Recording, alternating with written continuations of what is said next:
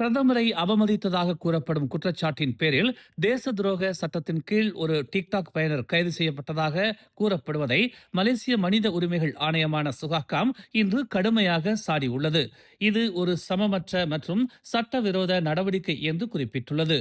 பொது அதிகாரிகள் மற்றும் அரசாங்க தலைமை தொடர்பானவை உட்பட பொது நலன் சார்ந்த விஷயங்களில் மாறுபட்ட கருத்துக்களையும் விமர்சனங்களையும் வெளிப்படுத்தும் உரிமை கூட்டாட்சி அரசியலமைப்பின் கீழ் உறுதி செய்யப்பட்டுள்ளது என்று சுகாகாம் ஒரு அறிக்கையில் தெரிவித்துள்ளது.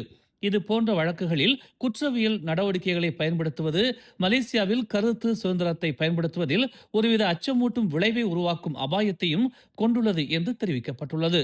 அரசு அதிகாரிகள் உயர் மட்டத்திலான ஆய்வையும் விமர்சனத்தையும் சகித்துக் கொள்ள தயாராக இருக்க வேண்டும் என்று அது வலியுறுத்தியது. பிரதமரை விமர்சிக்கும் ஒரு காணொலியை பதிவிட்டதாக கூறப்படும் குற்றச்சாட்டின் பேரில் ஜார்ஜித் மைலா தேச துரோக சட்டத்தின் கீழ் கைது செய்யப்பட்டு 3 நாட்கள் நீதிமன்ற காவலில் வைக்கப்பட்டதாக தகவல்கள் வெளியாகியுள்ளன. பெரிகாத்தான் நேஷனலை பிளவுபடுத்தவும் பலவீனப்படுத்தவும் தளர்வான இக்காத்தான் பிரிகாத்தின் ரயாட் எனும் ஐபிஆர் கூட்டணி பயன்படுத்தப்படுகிறது என்ற குற்றச்சாட்டுகளை மூடா மற்றும் உரிமை கட்சிகள் நிராகரித்துள்ளன. மூடா கட்சியின் துணைத் தலைவர் லெபன் சித்தாத் ஐபிஆரில் உள்ள கட்சிகள் ட்ரோஜன் குதிரைகள் அல்ல என்றும் பொது பிரச்சனைகளில் சித்தாந்தங்களை கடந்த ஒத்துழைப்பிற்கான ஒரு தளமாக ஐபிஆர் செயல்படுவதாகவும் கூறினார். இது ஜனநாயக பங்கேற்பை வலுப்படுத்துமே தவிர பலவீனப்படுத்தாது என்று அவர் எஃப்எம்டி ஊடகத்திடம் தெரிவித்துள்ளார். இது அரசியல் சூழ்ச்சி அல்ல, மக்களுக்கு பயனளிக்கும் வரை மூடா அரசாங்கம் அல்லது எதிர்க்கட்சி என யாருடனும் இணைந்து செயல்படும் என்று குறிப்பிட்டுள்ளார். ஏற்கனவே உள்ள கூட்டணியில் ஐபிஆரை உள்வாங்கும் நோக்கம் ஒருபோதும் இருந்ததில்லை என்று லெபன் தெரிவித்தார். தளர்வான எதிர்க்கட்சி சார்புடைய ஐபிஆர் கட்டமைப்பு பெரிகாத்தான் நேஷனலை பிளவுபடுத்தவும் பலவீனப்படுத்தவும் பயன்படுத்தப்படலாம் என்று லூமுட் நாடாளுமன்ற உறுப்பினர் நோடின் அமாட் இஸ்மாயில் முன்னதாக கூறியிருந்தார். பி ராமசாமி மற்றும் பி வேதமூர்த்தி தலைமையிலான உரிமை மற்றும் மலேசிய முன்னேற்ற கட்சி போன்ற கட்சிகளை அவர் மேற்கோள் காட்டி அவை பெரிகாத்தான் நேஷனலை பலவீனப்படுத்தி பிளவுபடுத்தும் நோக்கம் நிறைவேறும் வரை பெரிகாத்தான் நேஷனலில் தொடர்ந்து சிக்கல்களை ஏற்படுத்தும் ட்ரோஜன் குதிரைகள் என்று விவரித்தார். இந்நிலையில் கருத்தியல் வேறுபாடுகளை சுட்டிக்காட்டி உரிமை மற்றும் எம்ஏபி போன்ற ஐபிஆர் கட்சிகள் பெரிகாத்தான் நேஷனலில் சேர தீவிர ஆர்வம் காட்டவில்லை என்று ராமசாமி தெரிவித்தார். இருப்பினும் முகைதீன் வழங்கும் தலைமையின் அரசியல் நோக்கங்களை ஆதரிப்பதற்காக உரிமை கட்சி ஐபிஆரில் நீடிக்க விரும்புகிறது என்று அவர் கூறினார். கடந்த ஆண்டு அக்டோபரில் தொடங்கப்பட்ட ஐபிஆர் பெர்சாத்து பாஸ் கராகான் மலேசிய இந்திய மக்கள் கட்சி பெஜுவாங் புத்ரா பெர்ஜாசா மூடா எம்ஏபி தேசிய இந்திய முஸ்லிம் கூட்டணி கட்சி மற்றும் உரிமை ஆகிய கட்சிகளின் தலைவர்களை ஒன்றிணைத்தது. ஐபிஆரை பெரிகாத்தான் நேஷனலில் இணைக்க வேண்டும் அல்லது அடுத்த பொது தேர்தலுக்காக இரு கட்சிகளும் ஒரு தேர்தல் கூட்டணியை உருவாக்க வேண்டும் என்று முகைதீன் முன்னதாக பரிந்துரைத்திருந்தார் என்பது குறிப்பிடத்தக்கது.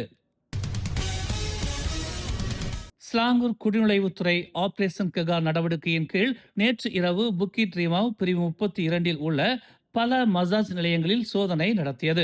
இதன் விளைவாக குடிநுழைவு விதி மீறல்களில் ஈடுபட்டதாக சந்தேகிக்கப்படும் 11 வெளிநாட்டு பெண்கள் கைது செய்யப்பட்டனர்.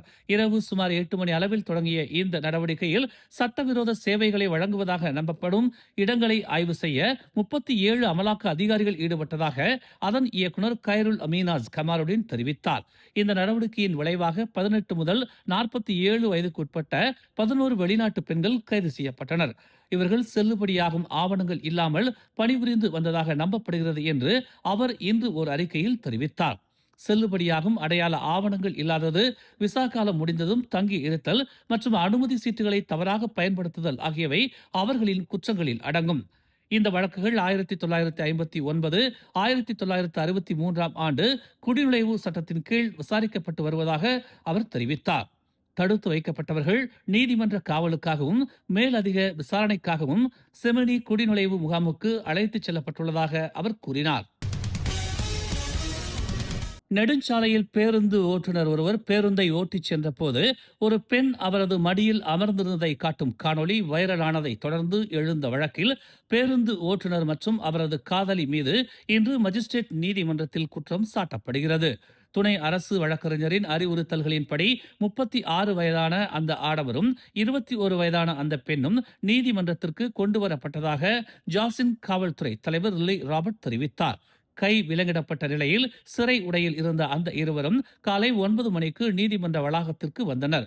விசாரணைகளுக்கு உதவுவதற்காக அவர்கள் ஞாயிற்றுக்கிழமை வரை 4 நாட்களுக்கு நீதிமன்ற காவலில் வைக்கப்பட்டதாக நேற்று தெரிவிக்கப்பட்டது.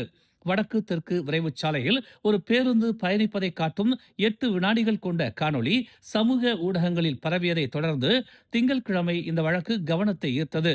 ஒரு பயணியால் பதிவு செய்யப்பட்டதாக நம்பப்படும் அந்த காணொளியில் பேருந்து இயங்கிக் கொண்டிருந்த போது அந்த பெண் ஓட்டுநரின் மடியில் அமர்ந்தபடி ஸ்டேரிங்கை கையாள்வது காணப்படுகிறது.